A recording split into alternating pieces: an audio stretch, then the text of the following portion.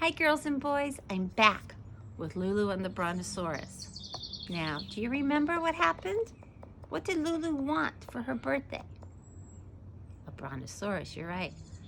And what did her mommy and her daddy tell her? No. And what does she do when she hears the word no? She has a tantrum. So then she decided to go do something. She packed a suitcase. What did she decide to do? You're right. She decided to go get her own Brontosaurus. And her mom and daddy sat down and had cookies, thinking she'd come right back. Does she come back? Let's keep reading. Chapter 5.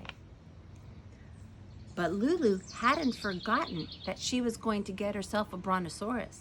And luckily for Lulu, there was a great big forest not too far from her house. The animals in that forest had never bothered anybody because nobody had ever bothered them. But watch out, creatures. Here came Lulu, trudging through the forest, swinging her small suitcase back and forth, and in a quite loud voice that was sure to wake the napping animals from their naps, singing this song. I'm gonna get a Brontosaurus for a pet. I'm gonna get a Brontosaurus for a pet. There she is. So loud. The forest that Lulu was trudging through was overgrown with trees whose branches scratched her face and whose roots she tripped over. But Lulu hardly noticed because she was just thinking one thought, and you know what that thought was. So on she went, swinging her suitcase and singing her song too loud and annoying all the creatures in the forest and being the same big pain out there that she was back home in her house.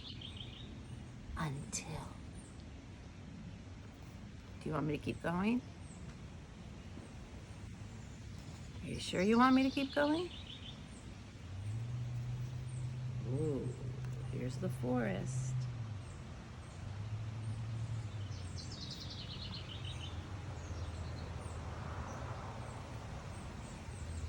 Is this a tree?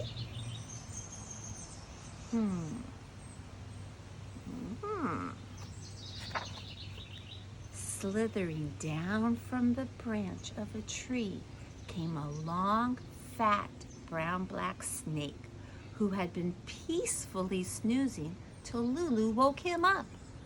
Sleepy and grumping and hissing an exceedingly nasty hiss, he wrapped himself around Lulu, around and tighter, and told her she'd be really sorry that she had awakened him.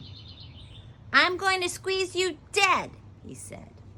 Okay, so snakes don't talk, but in my story they do. And Lulu said, not if I squeeze you deader. So Lulu squeezed the snake hard, and the snake yelled, ow! And quickly unwrapped himself from Lulu. And Lulu wiped some snake sweat from her palms of her snake-squeezing hands and went on trudging deeper into the forest. Wow. Chapter 6. I'm gonna get a Brontosaurus for a pet. I'm gonna get a Brontosaurus for a pet. Singing her Brontosaurus song in a louder and louder voice, Lulu was waking up all the nappers in the forest. Some were annoyed, some were extremely annoyed, and among the extremely annoyed was a silky, slinky lady tiger who yawned and stretched and rubbed her bright green eyes, and then with a ferocious roar sprang out from behind the trees and pounced on Lulu.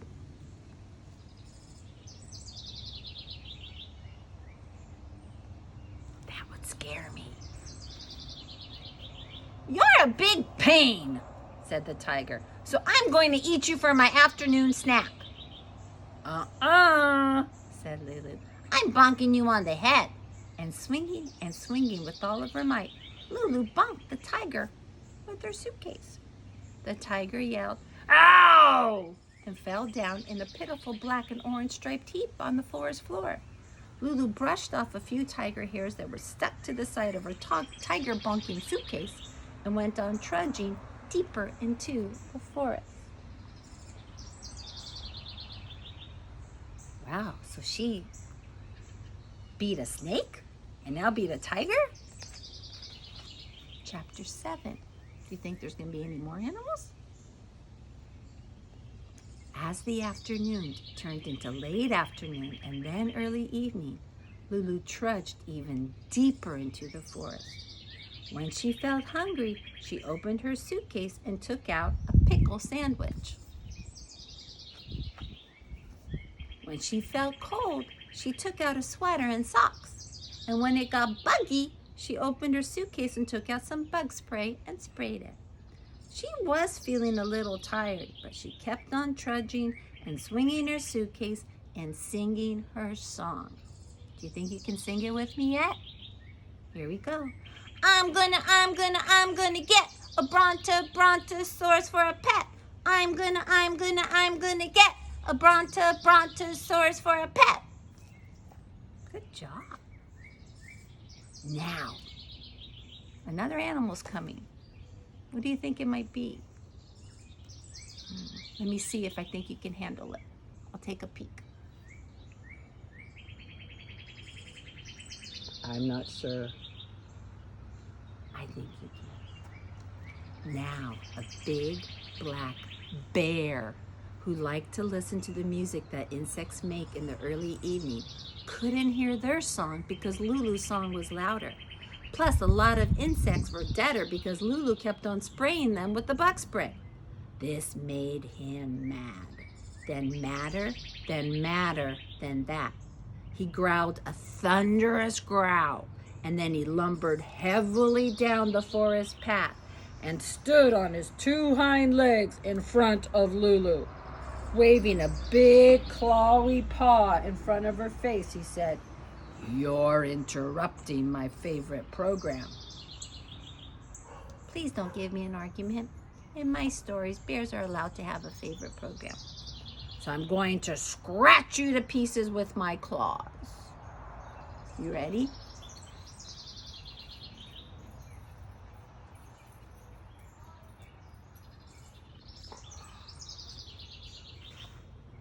Lulu glared at the big black bear and put her hands on her hips.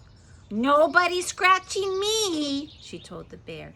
And then she jumped as high as she possibly could in the air. And then she landed as hard as she possibly could on his foot.